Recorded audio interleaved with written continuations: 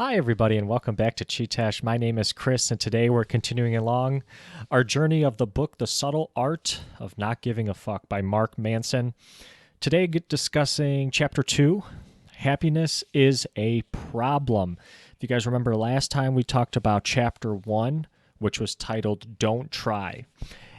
And to summarize Chapter 1, it really came down to the three subtleties that Mark outlines towards the end of the chapter. If you guys remember, this was subtlety number 1. Not giving a fuck does not mean being indifferent. It means being comfortable with being different. And this was a point that I was kind of surprised by. Just because you don't give a fuck about something doesn't mean that you don't care about it. Actually, in what Mark was saying, the fact that you're not trying it out is that you care about the possible failure that comes about from that. If you guys see what I'm saying there. So that was the first subtlety. Next subtlety, to not give a fuck about adversity, you must first give a fuck about something more.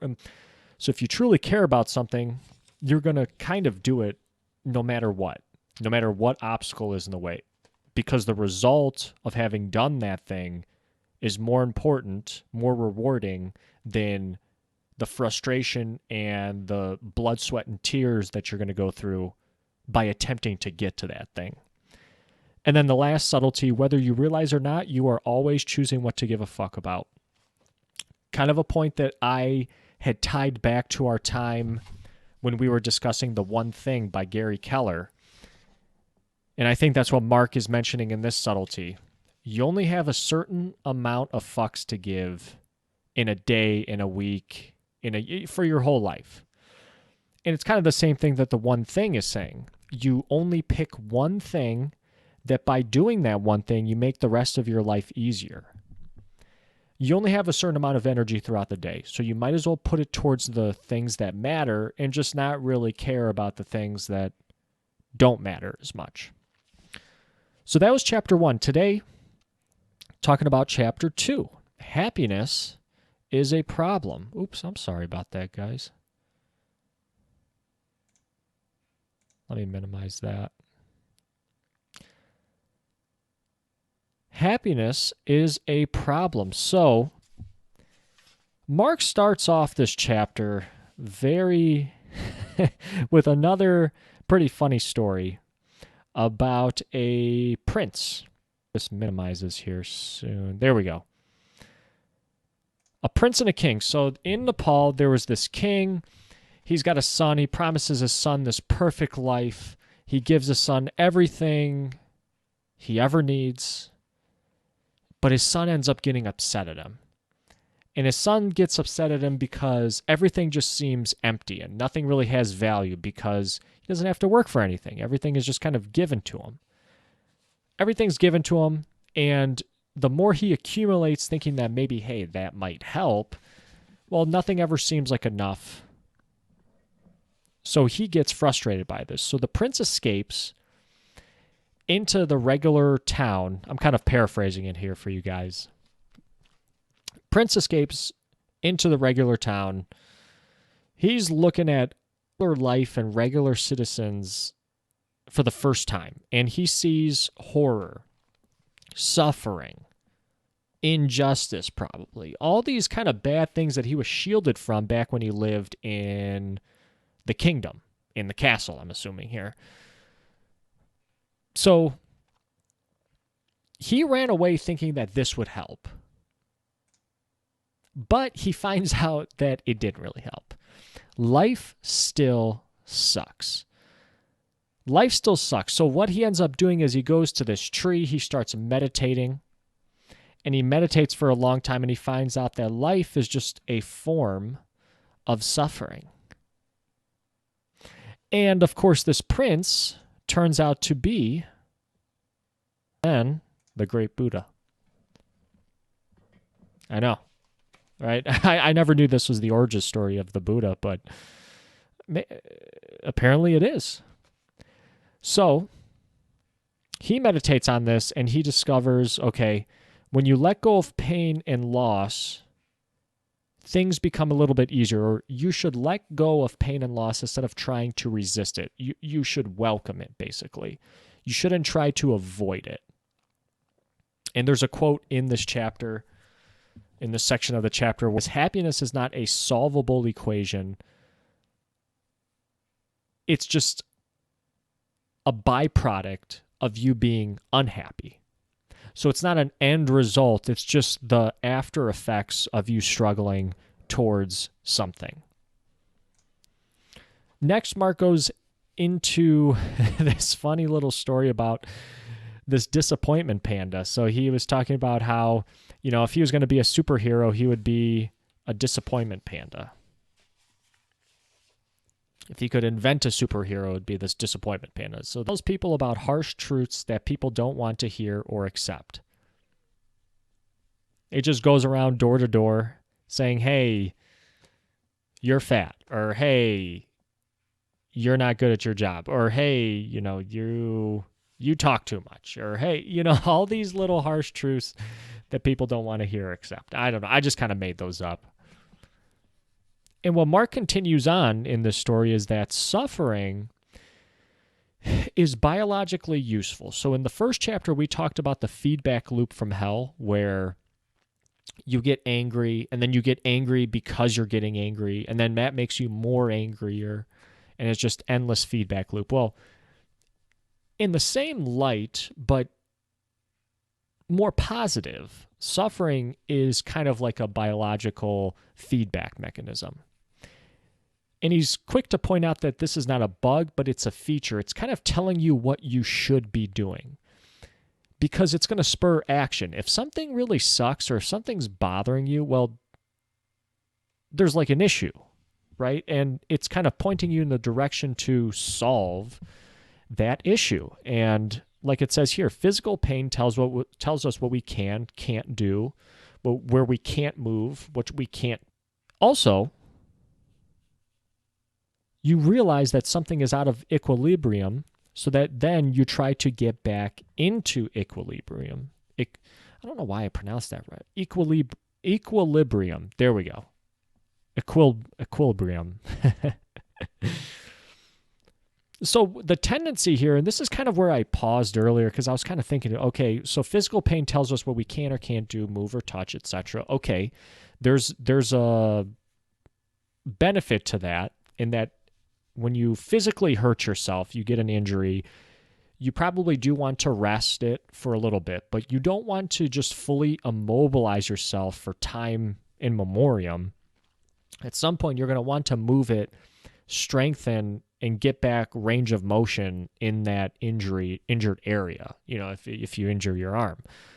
And that's what Mark says here, is you do not want to shield yourself from the feedback mechanism. You want to use it to overcome problems, because you're going to have problems no matter what. And I love this part of the book where he says, Warren Buffett's got problems, but the homeless man on the street has problems too. But they're just different problems. And I was explaining this to a friend the other day. The problems that Warren Buffett is going to have seem very debilitating to him, possibly on a similar magnitude to the problems that a homeless man is going to face. So to both people, their problems are like, oh my gosh, it's the end of the world, right? But it's just different problems. It's just, not going to lie, Warren Buffett's problems are probably better problems to have than the homeless guy. So that's all you're really doing here, is you're trading problems for other problems. Where happiness comes. Happiness comes from, are not stopped by avoiding. They're not stopped from not solving them. Happiness comes from solving the problems, not avoiding the problems, not shying away from the problems. And this is where people screw themselves with their problems. They choose to hide from it. They do two things that Mark outlines here. They deny, and they also have a victim mentality. They blame. So they deny they have problems, and then they blame others for their problems. But that's the easy thing to do. It's easy just to deny and blame, because then, it makes it seem like you have no problems of your own. Your problems are things that other people are doing to you. So you don't have to take any action on things that you're not in charge of, right? It's easy to just pump yourself up briefly. And I used to do this a lot, and that's kind of the drawbacks of all these self-help books. Some after a while, not saying that there's not good information in here and there's not good ways to live your life by in these books, but after a while they kind of say the same thing.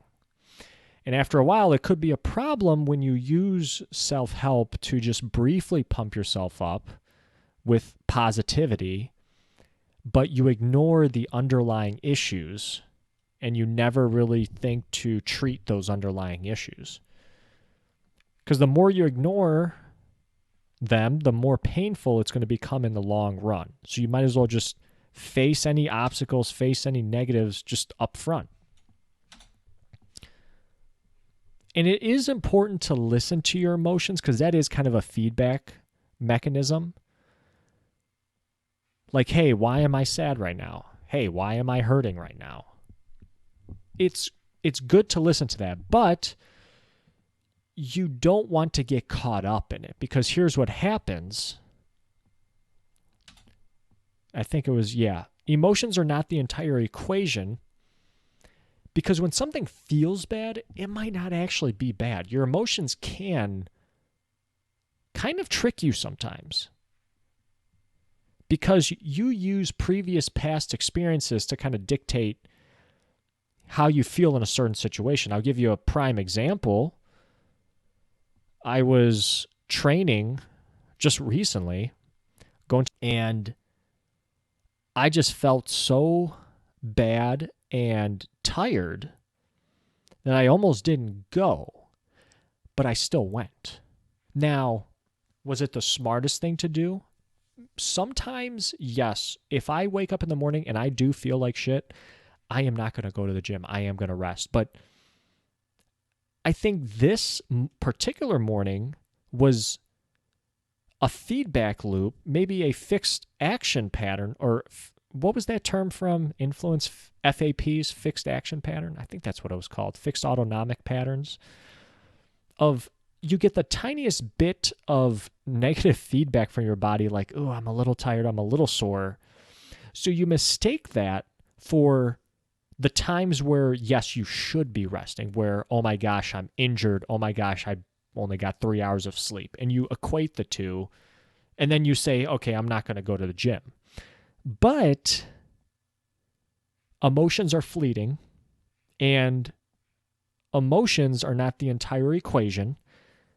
I pushed past those negative thoughts that morning, got to the gym. Once I got to the gym, it's like, okay, I'm here. Might as well get a workout in. I felt fine. And that's what Mark says here. Mark in this chapter is saying, hey, you should question your emotions. You should question your emotions. It's not a bad thing. Because all of a sudden, you can be doing things because of your emotions. You could just lash out at people. Well, because my emotions told me to. I'm angry. You could walk out in the street, beat somebody up. Oh, because I'm sad today. I'm angry. So I'm just going to beat somebody up today. No. Can't be doing that. You can't succumb to those emotions like that. But you can use them as a gateway to kind of check in with yourself and really get to the root of what's causing that. Right? This is that feeling of like, oh, this feels right. Like me that morning at the gym. Oh, this feels like the right thing to do. I felt this way before. This seems similar to the other days where I didn't go to the gym and I felt like shit. But like I said, once I got to the gym, those thoughts went away. And that's the thing about emotions. They never last. So if you do anything, you recognize the emotion, but the motion and the action, needs to be backed by a certain reason on why you're doing it. That's what Mark is saying in this chapter. I don't really feel like listening to anything. I just kind of feel like taking a walk, doing a little technological fast, going out for a walk, no devices on me, etc. And this is kind of the same thing we just mentioned earlier in this video, talking about chapter 1 and subtlety number 3 from chapter 1, where you're always making a choice. You're always choosing what to care about. And Mark puts it brilliantly at the end of this chapter. And he says, instead of asking what you want out of life, I actually want to read. Okay, yeah. Instead of asking what you want out of life, you should ask yourself, what problems do you want in your life? Or what pain do you want in your life? Sorry, that's for what problems do you want in your life? Nobody really asks themselves that question, which is kind of the question that you should be asking yourself if you're reading this book, because that pain, that suffering, that solving of problems is going to get you to where you want to be in life. Because most people want the good life, the extravagant life. Kind of sounded like Ty Lopez there. But nobody wants to sacrifice for it. There's another great quote by Ronnie Coleman. Everybody want to be a bodybuilder, but nobody want to lift any heavy. But the pain, by dealing with the pain, you're going to reap the results afterwards. Most of the time. And maybe sometimes you don't. But you learn from it so that one day you still can attain those results. And life is this marathon. A lot of times things just don't end when they end, and you still have a longer time frame to achieve things.